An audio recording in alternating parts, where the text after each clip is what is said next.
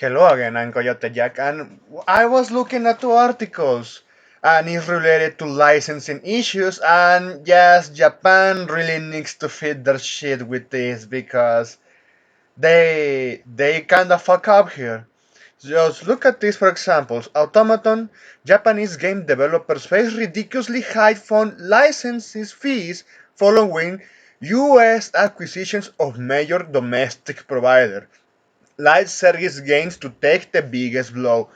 Like he wasn't enough, man. That most of the uh, biggest revenue gacha games that are being played inside Japan, they're not made by Japanese people, or at least some of them for the most part, because they hire them. But Blue Arcane being the most successful gacha game inside Japan, and then you have Nike, and now Girls from Line 2, and those the latest one is Chinese, and then you have also Wuthering Waves.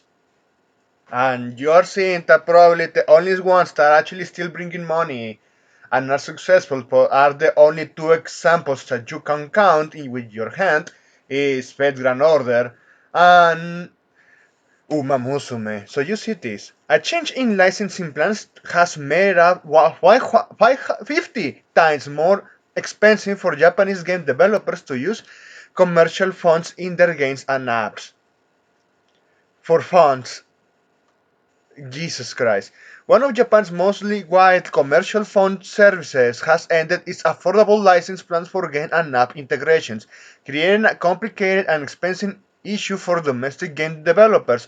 As reported by game makers, the service called FundsWars Let's discontinue its games license plans as of November 28. Its replacements offered through FundsWars' new US-owned parent company Monotype comes with an annual price tag more than 50 times higher according to GameSpark. Oh god, I'm going to bring someone's memory, but remember the font that we used in the title of Born and Tree Revenge? It used to be different actually, but it got replaced to the one we knew when they released the game because back in the E3 and there are videos of that they used it a different font, but the font company said, "Ah, yeah, we bought this one and we want all of this money. You have to pay us like fucking insane amount of money, like at development cost money." That was when EA used to be good. And they saw that shit and they said, you know what, let's change the font. Fuck those idiots. But honestly, at this point, they needed to create their own fonts. But but paying a company for that, just why? I have to wonder why. Let's see if this article covers it. The old Let's plans allow developers to integrate high quality Japanese fonts into their game builds for roughly 60,000 yen a year, around 380 US dollars, under the new monotype structure, which no longer has local pricing for Japan. A plan that permits game integration are reported to cost 20,500 yen per year, even more problematic for developers. The contract includes no, excuse me. I read that it was not yen. $20,000. Jesus Christ. Yes, I kinda mixed those numbers then. Holy fuck, it's so much money. Even for problematic for developers, the contract includes a 25,000 user cap for applications using provided funds. Go fuck yourself with that shit. Ah, man. Just use Arial fonts at this point. Which, as GameSpot points out, is completely unrealistic for most commercial titles nowadays. It's unrealistic to pay for fonts like this. Oh, high quality. Yeah, go fuck yourself with that one. Who come with that idea? Honestly, when they can actually make their own fonts, how about developing those? It also worth noting that the case of games in Japanese is not so easy for developers to find alternatives. While games using English can rely on systems UI fonts, cheap commercial fonts, or open source options, And yes, that's what I'm advocating for. It's not something like that in Japan. Let's see. The sheer number of characters used in Japanese means high quality fonts are extremely difficult and expensive to make. Bullshit. Fucking bullshit. They can actually have some open source stuff there. It's not expensive. And if someone actually, if you paid at least someone to make something open source, you wouldn't have to deal with this shit. Like for real. I'm not joking with that.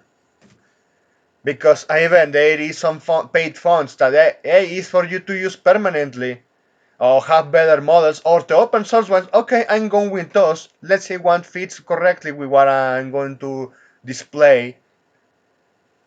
Yes, and I know some fonts are paid and sometimes expensive because the details.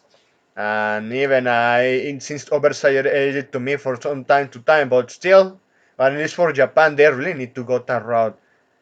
Jesus Christ. So few affordable alternatives are available. This is what made Let's an important service, but it revamped pricing. Excuse me there. So revamped pricing and limitations have not put it beyond the reach of good chunk of developers. Yes, so a US company is screwing out Japan again. The main factor behind these shifts appears to be the acquisition of Fundworks by US-based Monotype in 2023. The Let's program was essentially consolidated into Monotype's global subscription program in a way that doesn't seem to be catered to game developers or Japanese language users at all. It's a subscription. They were going the fucking Unity route, like, hey, we are going to charge every single time our users download the fucking game. Oh yes, more anti-consumerism, man. Don't you love it? And I'm not going to even put that in sarcastic way. Everyone hates their gods. These shits. It, everyone hates it. So let's pretend that is something revolutionary. No, these fuckers just want more money and they don't know how to make it. But yes, the fact that this happened, hey, hey Japan, wake up, please. So let's continue. According to Japanese web and UI UX designer Yamanaka, the developers of ongoing live service games are likely to take the biggest blow from this. Even if they switch to licenses provided by competitors, they will be forced to redo integrations. Yes, and sadly, that's something that I was thinking. Yes, since you cannot use those fonts anymore, you have to be forced to redo them again. And yes, that one actually bring cost. Uh, yeah, it's going to take time and money, and also since even if you are not making it in time, they're going to find you or sue your ass. Sadly, that's how this shit works. So, the whole QA process and release in a very short period of time. Additionally, a change in the fonts will mean a change in branding, which means the workload will span to updating websites, advertisements, and other related content. So yeah, gacha games is the only not the only thing is gonna be hit. On the other hand, games unable to switch to renew the expensive monotype license will. According to GameSpark, likely not be able to update legally. One prime example of a live service game using less is Fate Grand Order, which has over 10 years worth of content. Yeah, so say bye bye. This little known issue, but is becoming a huge problem in some circles. Or worse than that, some of these companies, you know what they do to games that have like licensing stuff? Hey, I said it before with racing video games that have licensed cars, those are not going to be around like the other games because they are licenses and they come with expiration dates, some more shorter than the others. The average racing game lifespan to be sold is around 4 years, and that's it. Like the Forza games, if they don't decide to renew it. Or for example, look at GTA 4. Yes, GTA 4. GTA 4 got updates that removed the music, and despite that music was tied to the lore. Oh, look at the GTA Trilogy Defective Edition too. They removed a lot of music too. Yes, even it's going to cause some games that they cannot update those fonts and they were relying on LEDs.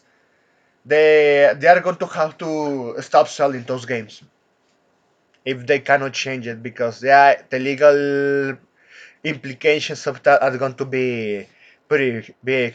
And yes, so we covered this. Now let's jump on another one because this is also related to licensing issues and its US companies screwing up Japan. So you have this.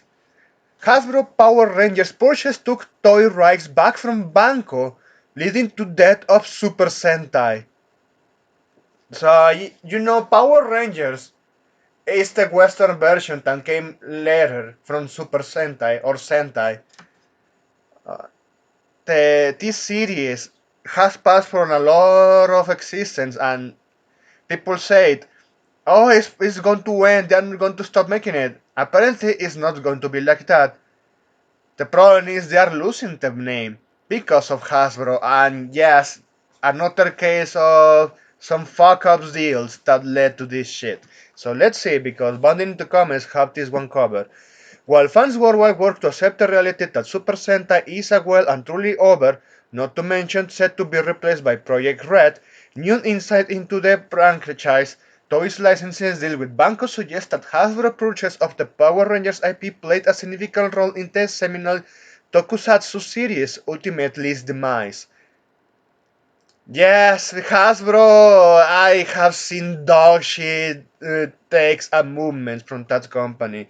Also, those fuckers exposed a lot of kids to the AI, just like Mattel. Don't let that slide in. So, look, asked for his talks on the surprise development on news outlet LiveDoor as machine translating via ChatGPT, veteran video game and anime reporter Kiyofu Mitane posited that Super Sentai's cancellation was due to in large part to the franchise slump in toy sales. Oh, so they are actually canceling? No, I heard that they were just trying to give it a rest and then we're coming back with a different name. But it should have been Super Sentai, but they lost the name. So well, let's continue. Was due to in larger part of the franchise slumping toy sales, itself a byproduct of the country's ongoing beer rate crisis, as well as a rise in free-to-play smartphone games. Man, I don't think. Well, about people interested in other tasks, I can believe it. Beer crisis, you have beer crisis, but you still have Japanese people supporting stuff. Let's continue. This applied to other hero franchises as well, but the main reason is simply the decline of the number of children, the main audience, which ties directly to Japan's failing beer rate. On top of that, smartphone games, which are free to play, have become widespread among younger kids. Compared to the Showa and Heisei eras, Japan delineates their eras according to whichever emperor is over the country is a given time.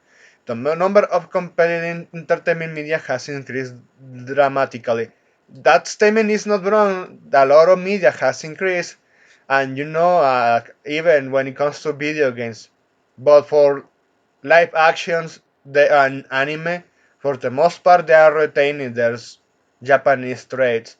For the most part, because some of the we have covered how they censored, and in some cases, anime from the typical culprits, they fuck up. But let's continue. Hero shows relied heavily on toy sales as a major revenue source, but with smartphone and tablets becoming more common, many kids no longer find toys appealing. That's true, but you have adults, you have even with the growing generations that keep supporting your show. Hell, even among my generation and the previous generation before that, you have people attached to physical toys. Or even some toys can actually have a comeback. But you know, it have to be like some of those articulated, but with skin payoffs, like getting from line 2 skins.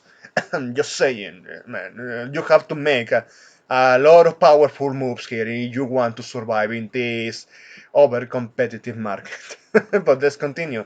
However, in recognizing that Super Sentai sales were low even compared to those of the similarly affected Kamen Rider and Ultraman, Tain explained that this financial discrepancy could be traced all the way back to Hasbro 2018's purchase of the Power Rangers brand. Fully and solely facilitated by then CEO Brian Goldner, without any input from his fellow company leadership, the deal saw Hasbro buying ownership of the US Super Sentai adaptations from Hem Saban, who had reacquired the franchise from Disney in 2010, and in doing so choosing to take back its toy manufacturing rights from Banco. Ah, man. The Super Sentai series was remade in the US in '93 as Power Rangers, and at first the toy manufacturing rights were held by Japan's Bandai Namco. Power Rangers became a global hit, and combined toy sales included both Japanese and overseas versions surpassed 20 billion Japan yens, rivaling the current levels of Kamen Rider and Ultraman. But hey, you also have the Westerners that saw, oh, so Power Rangers just was a Westernized version of Super Sentai and Kamen Rider and Ultraman. Okay, I'm going to jump those. And there it is true that even to this day you see some Westerners that are fans of the Super Sentai series. Sure, there's remember Power Rangers at least when one of the sites that they were actually good, but they jump into the original content and they're enjoying that. And they will support that shit, but considering all of the situation with prices and Banco is not free of guild, man. Let's put it like this. They are not free of guild. They even like that guy, it's a Gundam, and believing by his name, he is a abided Gundam fan, and he actually complained and displayed how Banco has fucked up with their toys from their shonen brands with the pricing and the scalpers, and no wonder why people get exhausted. Even the Gundam series is not in a good position, despite yes, it still has a quite large popularity to this day. But they have committed some fuck ups, and the toy market is one of those, to the point that the fans would rather go like the guys from Warhammer. Instead of giving money to GW, which keeps trying to screw out Warhammer 40k series, they would rather stick to their own stuff and make their own toys.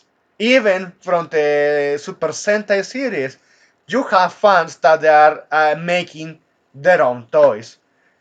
Okay, so from reading from this, it's like, yes, Hasbro is a dogshit company, but yeah, Banco is not free of guilt in all of this.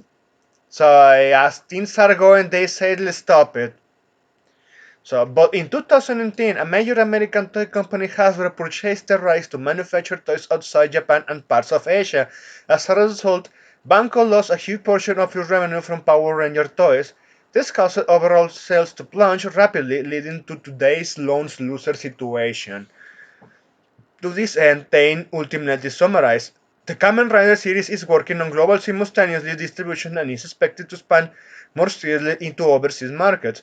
Ultraman has also been growing increasingly popular in China in recent years, successfully expanding abroad. Well, until they deplatform it because China gets so bitchy about some statements coming from Japan. Yes, imagine be so much of a snowflake for the government, because it's the government. Even among those Chinese commies that they are just consuming content, they would rather consume it and think about a less miserable life, because living in China as a Chinese with all the Orwellian shit and of course communism as a whole, as you know, you know how things are going there. But let's continue. On the other hand, the Super Sentai franchise had already succeeded in overseas expansion back in the 90s, but losing its overseas toy market may well prove to be a severe setback. So yeah, while the idea of Banco holding the toy manufacturer rights to both Japanese Super Sentai and Western Power Rangers cousin seems like a bad piece of fake trivia, this arrangement is confirmed by contemporary course records. Yes, why? I have to say like this. Why? Just fucking why you will do a licensing deal like this? Just fucking why? Yes, this is something that have committed a lot of times from the 80s and 90s as people keep relating. Because even I was wondering, hey, why this kind of content stop release? Oh, because licensing issues. Fuck. So, well, let's to end this. Per the text of Savant's Entertainment's 94 copyright infringement lawsuits against a manufacturer of bootleg Power Ranger toys, Saban is also the sole and exclusive license in the United States of rights in the federally registered copyright in the live motion picture Chejuji Rangers, ostensibly based on phonetic mispronunciations of the original Super Sentai series. Or like, yes, Chinese bootleg anime waifu number 2. Yeah, we tend to make those jokes when we see bootlegs from China, but they go the not safe for work route. Oh well, let's continue.